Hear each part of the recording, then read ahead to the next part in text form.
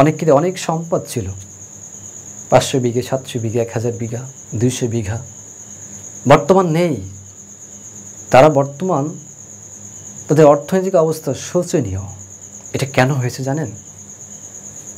ওই বংশে পরবর্তীতে ভালো সন্তান আসেনি, যার কারণে বংশের যে ধারা এটাকে রক্ষা করে চলতে পারেনি। তাই ভালো সন্তান যদি আমরা আনতে চাই, ভালো মায়ের প্রয়োজন। হিমায়তপুর পেরিয়ে, পাবনা পেরিয়ে, উত্তরবঙ্গ, পশ্চিমবঙ্গ, সারা ভারতবর্ষ পেরিয়ে আজকে সারা বিশ্বের মানচিত্রে এক উজ্জ্বল নক্ষত্র পরম পুরুষ শ্রী শ্রী ঠাকুর অনুকূলচন্দ্র। তার চরণে আমার শত সহস্র কোটি প্রণাম। আপনারা যারা শুনছেন, আপনাদের সবাইকে আমার রানন্দিত জয়গুরু সেই সঙ্গে প্রণাম নিবেদন করি।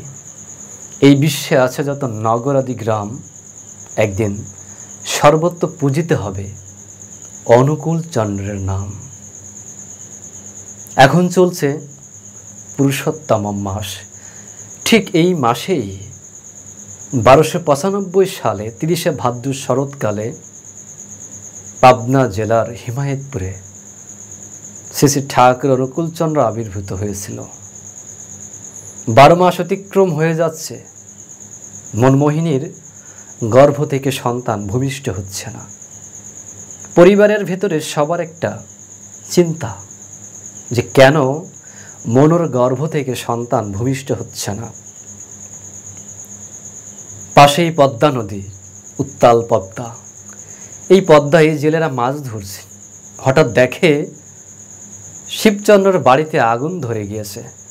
তারা মাছ, জাল সব কিছু ফেলে রেখে ওই আগুন নেভানোর জন্য ছুটে এসেছে। এসে দেখে আগুন না, ছোট্ট একটি শিশু জন্মগ্রহণ করেছে, আবির্ভূত হয়েছেন। সেই শিশুর যে জ্যোতি, সেই জ্যোতি থেকেই এত আলোকিত হচ্ছে। তিনি যুগে যুগে ক্ষণে ক্ষণে কালে কালে আসেন।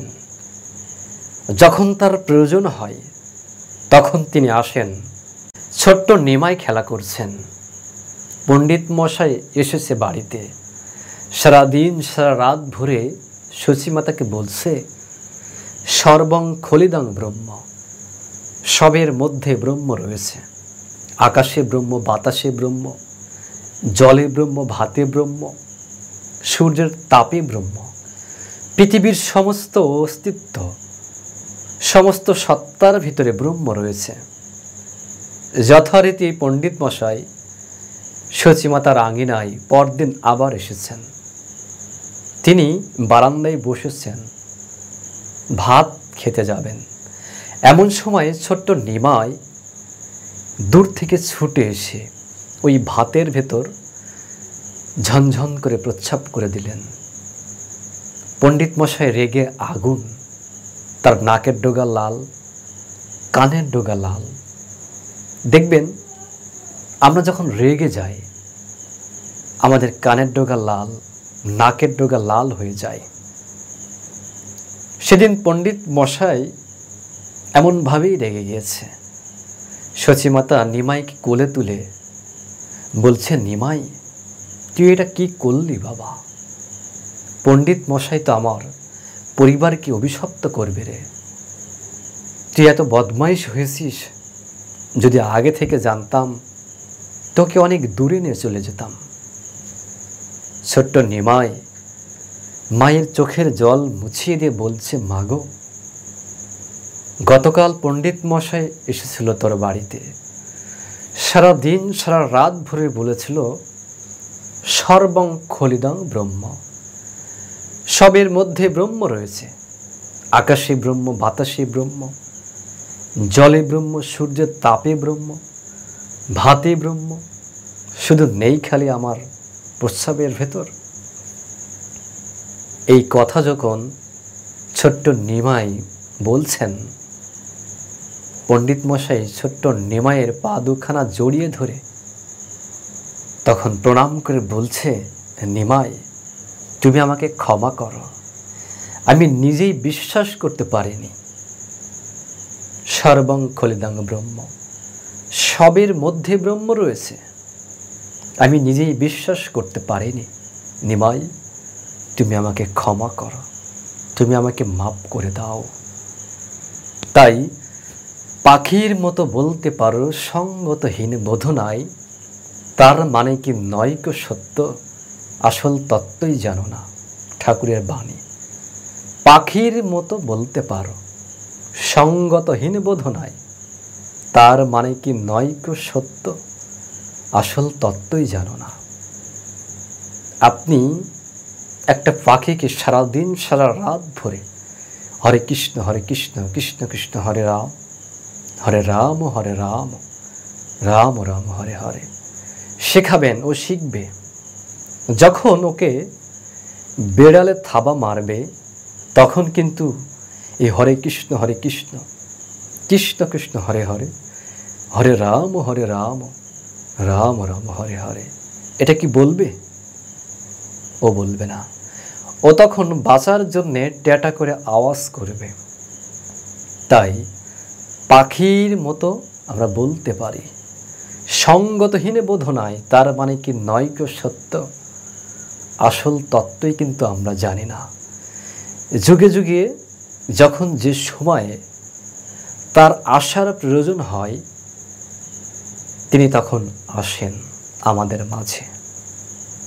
কখনো রাম, কখনো কৃষ্ণ, কখনো বুদ্ধ, কখনো যিশু, এইভাবে ভিন্ন ভিন্ন রূপে এই আমাদের মাঝে তিনি আসেন। তাকে আমরা চিনতে পারি না। তোতাপুরী যখন রামকৃষ্ণ ঠাকুরকে দীক্ষা দিচ্ছে, তোতাপুরী বলছে, খুব মনোযোগ সহকারে শোনো, এখন থেকে খুব ভালো করে ধর্ম অভ্যাস করবে তুমি, তবেই তোমার আধ্যাত্মিকতা হবে, তবেই তোমার আধ্যাত্মিকতার যে চেতনা সেটা বৃদ্ধি পাবে। রামকৃষ্ণ ঠাকুর বলছে যে, দেখো বাবু, আমরা তো সময় টময় নেই, আমিও এসব ধর্ম অভ্যাস আমি করতে পারবো না। তা বলো কি হে, তুমি যদি অভ্যাস না করো, তোমার আধ্যাত্মিকতা হবে কি করে? তোতাপুরী বলছে যে, দেখো, সোনার ঘটি রোজ মাজতে হয় না, কিন্তু পিতলে ঘটি রোজ মাজতে হয়। যে তুমি হলে সেই পিতলে ঘটি, তুমি প্রতিনিয়ত এই মাজা ঘষার ভেতরে থাকো।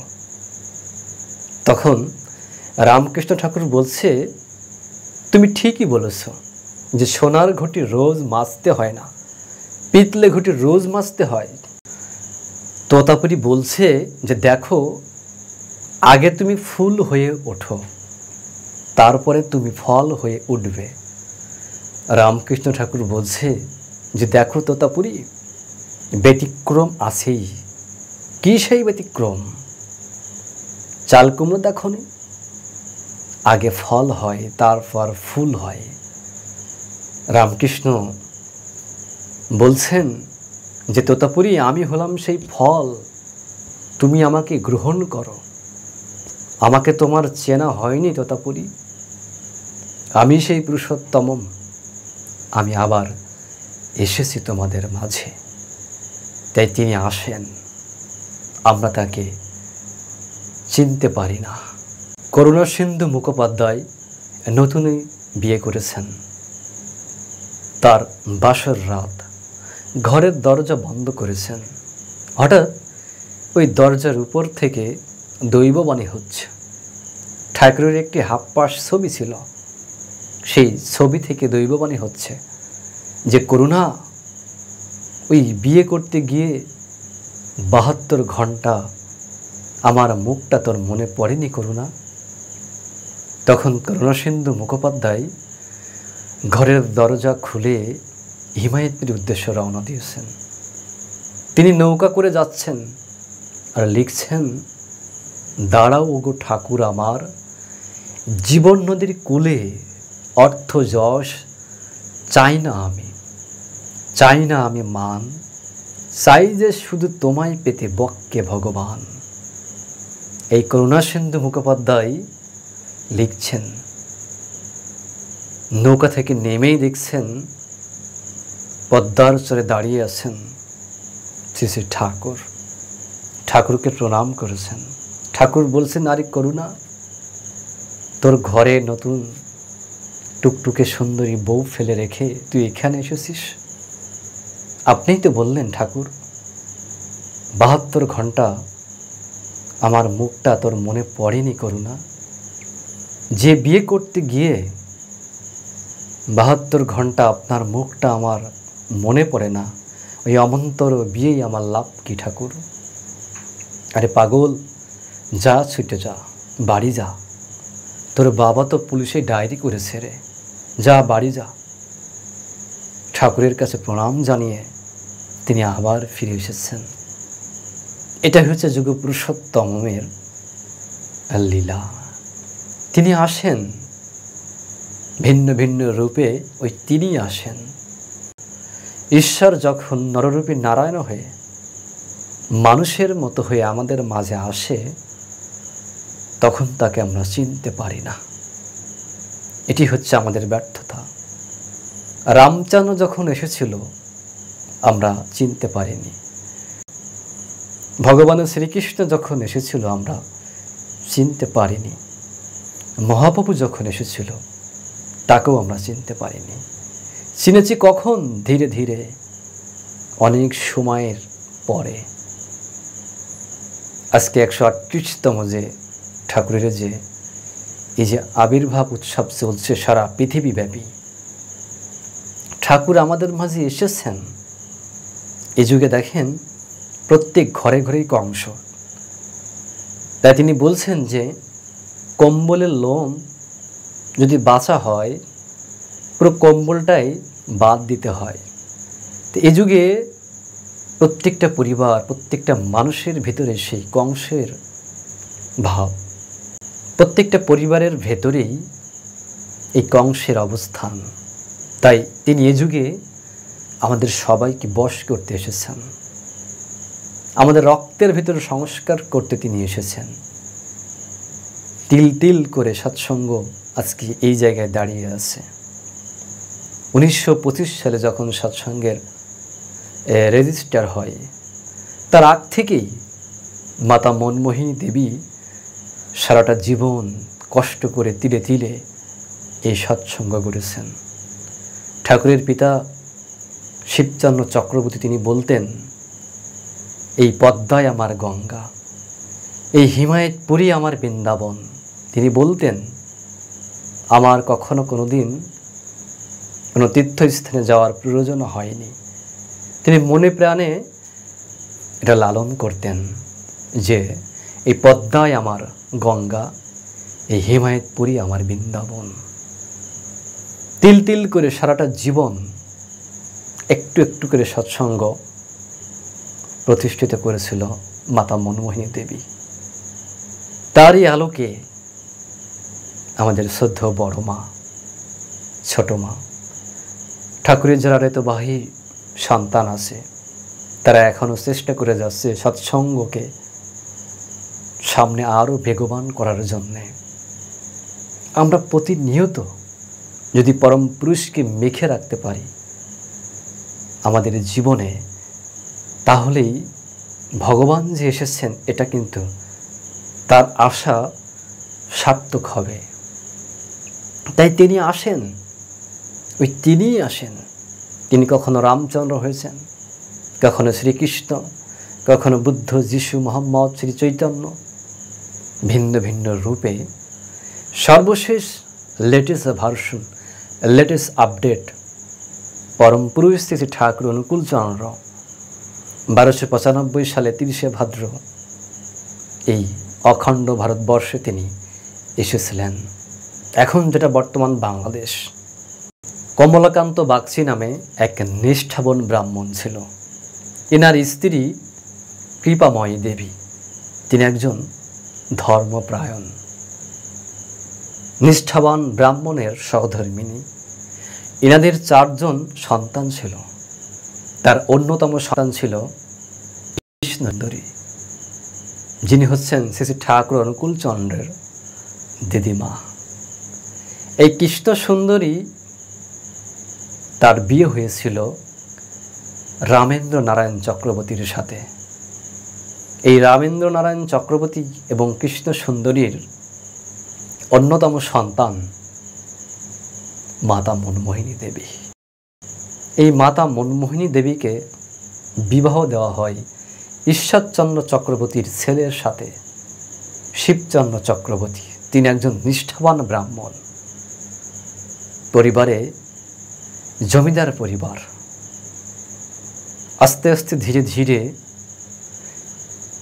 এই রামেন্দ্র নারায়ণের মৃত্যুর পরে তার যে পরিবারের যে অন্য সদস্যবৃন্দ যারা ছিল, তারা সবাই কম বেশি এই জায়গা জমি এই বিষয়ের উপর তাদের একটা লোভের সৃষ্টি হয়। ওই সময় ঠাকুরের যে দিদিমা কৃষ্ণ সুন্দরী, ইনি আস্তে আস্তে জামাতাকে হিমায়তপুরে আসার জন্য আহ্বান জানালেন। তিনি তার প্রত্যেক ভিটা ছেড়ে এই হিমায়তপুরে আশ্রয় নিলেন। কেন নিলেন? তার শ্বশুরের যে জায়গা জমি ছিল, এটার ম্যাক্সিমাম অধিকাংশ সময় মামলা মোকদ্দমার ভিতরে চলত। শিবচন্দ্র চক্রবর্তী খুব দূরদর্শীভাবে এই মামলা মোকদ্দমা ফেস করেছিল। শিবচন্দ্র চক্রবর্তীর অবদান কম নয়। তাই অনেক ভক্তকে বলতো যে তোমাদের বুঝি আর খেয়ে দিয়ে কোনো কাজ নেই, ভগবান বুঝি আসার জায়গা পেল না, এই শিবচন্দ্র চক্রবর্তীর ঘরেই বুঝি ভগবান এসেছেন। সুশীলচন্দ্র বসু বলেছিল যে দেখুন, যদি একেবারে কিছুই না হয়, আজকে আপনার সন্তান যে অনুকূল, তার গুরুত্ব কি কম দেখছেন? তিনি যদি কিছু না হন, তার কাছে এত এত ভক্ত, এত এত মানুষ কেন আসে? তিনি তো বুঝতেন, তিনি তো জানতেন সবই লীলার অংশ। তিনি আসেন, আমাদের মাঝেই তিনি আসেন, আমরা তাকে বুঝতে পারি না। এই যে পুরুষোত্তম মাস চলছে, আমাদের চেষ্টা করতে হবে অন্তত 1 মাস যারা নিরামিষ আহার করেন না, চেষ্টা করবেন এই অন্তত 1টা মাস সাত্বিক আহার করার জন্যে, হৃদয়টা পবিত্র রাখার জন্যে, মনটা ভালো রাখার জন্যে।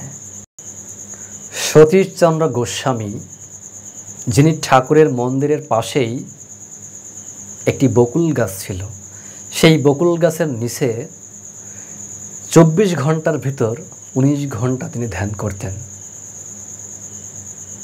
ধ্যানরত অবস্থার ভিতর একদিন রাত প্রায় 2টা বাজে, হঠাৎ দেখে যে একজন বিধবা মহিলা তার পাশ দিয়ে হেঁটে চলেছেন। সতীশদার ধ্যান ভেঙে গিয়েছে। তিনি জুতো পরেননি, তার পেছন পেছন ছুটছে আর বলছে আপনি দাঁড়ান। তিনি আরও দ্রুত ছুটছেন, সতীশদাও ছুটছেন। একটা পর্যায়ে ঘুমটা খুলে দিয়েছেন। হাঁটু গেড়ে সতীশচন্দ্র গোস্বামী প্রণাম করছেন যে মা, আপনি আজ থেকে 3 মাস আগে আপনাকে আমি শ্মশানে রেখে এসেছিলাম, আজ আবার আপনি ঠাকুর ঘরে কেন? মাতা মনমোহিনী দেবী বলছেন, সতীশ, জানিস সতীশ, অনুকূলকে আমার এই পেটে ধরেছিলাম। জানিস সতীশ, ওকে কখনো ভগবান হিসেবে ভাবতে পারিনি, ওকে সারাটা জীবন আমার সন্তান হিসেবে ভেবেছি। জানিস সতীশ, আজকে অনুকূলের কাছে ক্ষমা চেয়ে গেলাম। তখন তিনি বলছেন যে সতীশ, তুই দেখে ফেললি বাবা, এই এমনতর কথা তুই কাউকে বলিস না সতীশ। সতীশচন্দ্র তার জীবনীতে তিনি লিখেছেন যে এমনতর সত্য কথা যদি আমি না বলি, ধামা চাপাই রয়ে যাবে। তাই তিনি আসেন, ভগবান শ্রীকৃষ্ণের পিতা বসুদেব যখন শ্রীকৃষ্ণকে ঝুড়ির ভেতরে করে ওই যমুনা পার হচ্ছে, যমুনা উত্তাল, যে কোনো মুহূর্তে যে কোনো সময় ওই যমুনার জল ওই ভগবান শ্রীকৃষ্ণ এবং তার পিতাকে ভাসিয়ে নিয়ে যেতে পারে। আস্তে আস্তে যখন ভগবান শ্রীকৃষ্ণের যখন ওই চরণ দুখানা যখন ওই যমুনার জল স্পর্শ করেছে, যমুনা আস্তে আস্তে শান্ত হয়ে গেল। এটি হচ্ছে লীলা, লীলা পুরুষোত্তমম। এই লীলা পুরুষোত্তমের সঙ্গে যুগ পুরুষোত্তমের সম্পর্ক কি? আজকে আপনারা হিমায়তপুরে যে পদ্মা দেখেন, পদ্মা নদী, এই পদ্মা একটা সময় দূরেই ছিল। মায়েরা ওই দূর থেকে জল আনত। ঠাকুর একদিন বলছে, ওই দূর থেকে তোরা জল আনিস, ডাক না, ওই পদ্মাকে ডাক না, কাছে আসুক। মায়েরা বলছে যে বাবা, আমরা বললে কি হয়, তুমি যদি বলো তাহলে হয়তো হয়। ঠাকুর বলছেন, দেখ আস্তে আস্তে পদ্মা আমাদের কাছে আসবে, কাছে আসতেই পারে। ঠাকুরের এই কথা বলতে বলতেই পদ্মা ভাঙতে ভাঙতে ধীরে ধীরে আশ্রমের সংস্পর্শে চলে আসলো। এখন যেটা পুলিশ ফাঁড়ি, এটাই ঠাকুরের বৈঠকখানা, হাওয়াখানা ছিল। এটার পাশ দিয়েই এই পদ্মার স্রোত বত। ওখানেই ঠাকুর কত লীলা তিনি করেছেন। অনেক লীলার পরেই একটা সময় দেখা গেল, ঠাকুর একদিন ভোরবেলা বলছে, এক্ষুনি যদি এই পদ্মায় বাঁধ নির্মাণ দেওয়া না যায়, তাহলে আশ্রম সহ সারা পাবনা শহর তলিয়ে যাবে। তখন কি করবেন?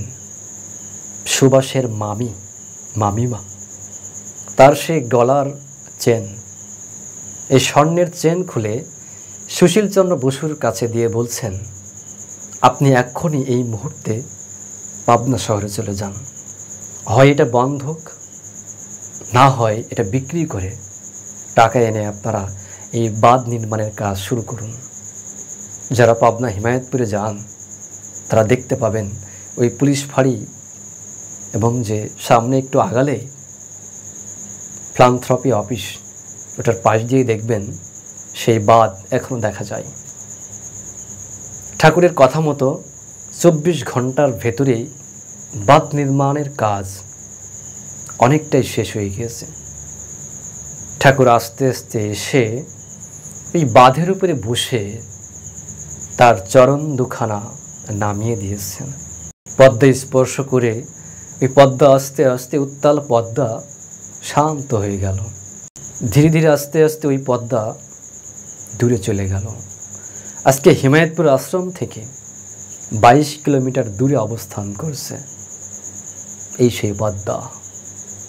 তাই লীলা পুরুষোত্তমের সঙ্গে যুগ পুরুষোত্তমের একটা উদাহরণ জাস্ট বলার চেষ্টা করলাম। তিনি তো একই, তাকে আমরা ভাগ করে ফেলি। যখন যে সময় যে অবস্থার ভেতরে তিনি আসেন, ওই সময় ওই অবস্থার ভেতরে যে সমস্ত রোগ জীবাণুগুলো ছড়িয়ে যায়, সেই রোগ জীবাণুর ট্রিটমেন্ট, ঔষধ তিনি নিয়ে আসেন। ভগবান রামচন্দ্র যখন এসেছিল, ওই সময় যারা ছিল, ওই সময়ের মানুষজন যারা ছিল, তারা অত্যন্ত ধর্মপরায়ণ ছিল, কিছুটা বিচ্যুত ছিল। ওইগুলো সংস্কার করতে রামচন্দ্রের বেশি বেগ পেতে হয়নি। কিছুদিন বাদেই যখন ভগবান শ্রীকৃষ্ণ আসলেন, ওই সময়ের যে সমস্যা ছিল, সমাধান তিনি দেন। 574টা ভগবান শ্রীকৃষ্ণের যে গীতার ভিতরে তার যে বাণী, কোথাও তিনি বিবাহের কথা বলেছেন? বলেননি। কিন্তু ঠাকুরের অনুকূলচন্দ্র এ যুগে দীক্ষা, শিক্ষা, বিয়ে এই তিনটা জিনিস তিনি বারবার ঠিক করার কথা বললেন। ভগবান শ্রীকৃষ্ণ যখন এসেছিল ওই সময়ে বিবাহ এমনিই ভালো হতো, নতুন করে এই বিবাহ নিয়ে তেমন কিছু বলার ছিল না। মহাপ্রভু যখন আসলো ওই সময়ে যে সমস্যাগুলো ছিল ওই সমস্যা অনুযায়ী মহাপ্রভু সমাধান দিলেন। এইভাবে পর্যায়ক্রমে শ্রী শ্রী ঠাকুর অনুকূলচন্দ্র যখন 1295 সালে আবির্ভূত হলেন তখন তিনি দেখছেন যে সারা পৃথিবী যেন একটা অন্ধকারে ঢেকে গিয়েছে। তাই তিনি বলছেন যে দুনিয়ার সামনে এমন সর্বনাশ আসছে যার তুলনায় এই যে লোকক্ষয়, মহাযুদ্ধ এগুলো কিছুই নয়। গতিক দিকে মনে হয় মনুষ্যত্বের মূল বুনিয়াদ পর্যন্ত লোপ পেয়ে যাওয়া সম্ভব কিছু নয়। তাই আমি বলি অতি সত্বর আপনারা এই দীক্ষা, শিক্ষা, বিয়ে এই তিনটা জিনিস অন্তত ঠিক করে দেন।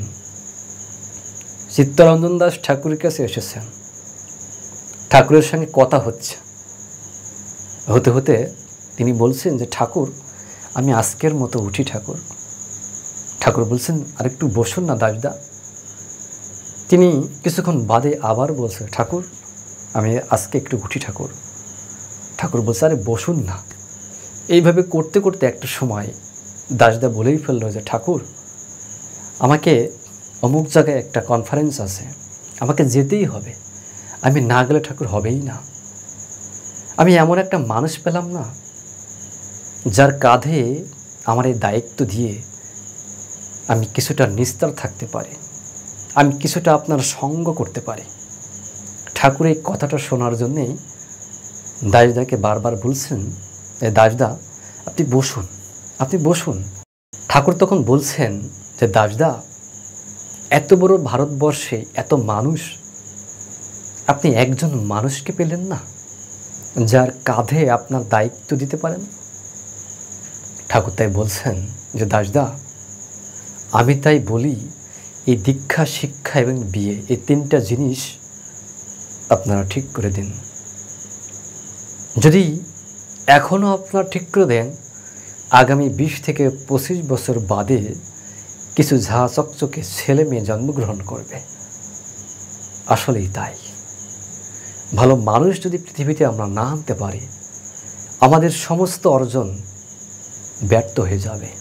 মিস্টার ইউজিন এক্সম্যান ঠাকুরকে বলছে যে ঠাকুর যত মহাপুরুষ, যত মনি ঋষি, যত ভালো ভালো মানুষের, ভালো ভালো মহাপুরুষের আবির্ভাব হয় আপনার এই ভারতবর্ষে কেন ঠাকুর? আমার আমেরিকা এত বিজ্ঞান, এত অর্থনৈতিক সব কিছু ভাবেই এত উন্নত, তা থাকা সত্ত্বেও কেন আমেরিকাতে কোনো মহাপুরুষ, কোনো সাধক পুরুষের জন্মগ্রহণ হয় না কেন ঠাকুর? ঠাকুর বলছেন যে দাদা আপনি কিভাবে এলেন? মিস্টার ইউজিন এক্সম্যান বলছেন যে ঠাকুর আমি সেই সুদূর আমেরিকা থেকে প্লেনে করে আমি দমদম এয়ারপোর্টে নামি, ওখান থেকে গাড়িতে করে আপনার আশ্রমে এলাম। ঠাকুর বলছেন যে আপনি সরাসরি ওই আকাশের প্লেন আমার এই আশ্রমে কেন নামালেন না? এক্সম্যান বলছেন যে ঠাকুর আপনার এখানে তো কোনো এয়ারপোর্ট নাই, এখানে আকাশের প্লেন নামবে কিভাবে ঠাকুর? ঠাকুর বলছেন আমিও তো তাই কই, ওই আকাশের উড়োজাহাজ, ওই আকাশের প্লেন যেমন এয়ারপোর্ট ছাড়া নামতে পারে না, ভালো আত্মা, কোনো মহাপুরুষ, ভগবান সত্তা, এই এমনতর ব্যক্তিবর্গ ভালো পেট, ভালো মা ছাড়া নামতে পারে না। এটি হচ্ছে বিষয়। পৃথিবীতে আমরা যত অর্জন করি না কেন, যদি ভালো সন্তান পৃথিবীতে আমরা না আনতে পারি, ধরুন আমার 100 বিঘের উপরে জায়গা আছে, আমি যদি ভালো সন্তান পৃথিবীতে না আনতে পারি, মানুষ না করতে পারি, আমার সম্মানও থাকবে না, আমার অর্থও থাকবে না, আমার যে সম্পদ আমি করে রেখেছি এটাও আমার থাকবে না। এটি হচ্ছে মুখ্য বিষয়। তাহলে দেখেন যে ভালো মানুষের কেন প্রয়োজন। আপনার আশেপাশেই তাকিয়ে দেখেন, অনেকের অনেক সম্পদ ছিল, 500 বিঘে, 700 বিঘে, 1000 বিঘা, 200 বিঘা, বর্তমান নেই। তারা বর্তমান তাদের অর্থনৈতিক অবস্থা শোচনীয়। এটা কেন হয়েছে জানেন? ওই বংশে পরবর্তীতে ভালো সন্তান আসেনি, যার কারণে বংশের যে ধারা এটাকে রক্ষা করে চলতে পারেনি। তাই ভালো সন্তান যদি আমরা আনতে চাই, ভালো মায়ের প্রয়োজন। ভালো মা থেকেই ভালো সন্তান জন্মগ্রহণ করে। তাই মানুষ জন্মগ্রহণ করে, মানুষ কখনো তৈরি হয় না। ঠাকুর বলছেন যে স্বামী স্ত্রীর মিলনের মধ্য দিয়ে ওই সময়, ওই ক্ষণ, ওই বাবা মা যেভাবে ভাবিত হয়, ওই অমন্তর সন্তান আসতে বাধ্য, এরপরে আর হয় না। অর্থাৎ মা যেভাবে ভাবিত হয়, যেভাবে সন্তান চেয়ে নেয়, অমন্তর সন্তান পৃথিবীতে আসতে বাধ্য। ভক্ত প্রহ্লাদের কথা চিন্তা করেন। তার বাবা ছিল একজন হিংস্রক, ভয়াবহ ব্যক্তি। তেমন পরিবারে প্রহ্লাদের মায়ের গর্ভে এই ভক্ত প্রহ্লাদ কীভাবে জন্মগ্রহণ করল? ওই যখন মিলন হয়েছিল,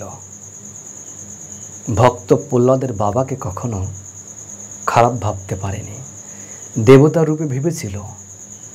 তাই তিনি সেধে নিয়ে এই অমন্তর সন্তান পৃথিবীতে আনতে পেরেছিল। তাই দেখা যায় একটা পরিবারে যদি পিতা মারা যায়, সেই ক্ষেত্রে সন্তান মানুষ হয়ে যায়। কোনো ক্রমে যদি মা মারা যায়, সেই সন্তান মানুষ করা মুশকিলের ব্যাপার। একটা পরিবারে মায়েদের অবদান 90 ভাগের উপরে। 16 আনার ভিতর 14 আনাই এ মায়েদের হাতে থাকে। মায়েদের হাতেই একটা পরিবারের আয়ু থাকে। তাই এ মায়েদের জাগতে হবে। মা যদি না জাগে, সারা পৃথিবী অন্ধকারে ছেকে যাবে। যত অট্টালিকা, যত সম্পদ, যত আমরা যাই কিছু করি না কেন, ধরে রাখার জন্যে ভালো মায়ের পেটে ভালো সন্তান আনা খুবই জরুরি।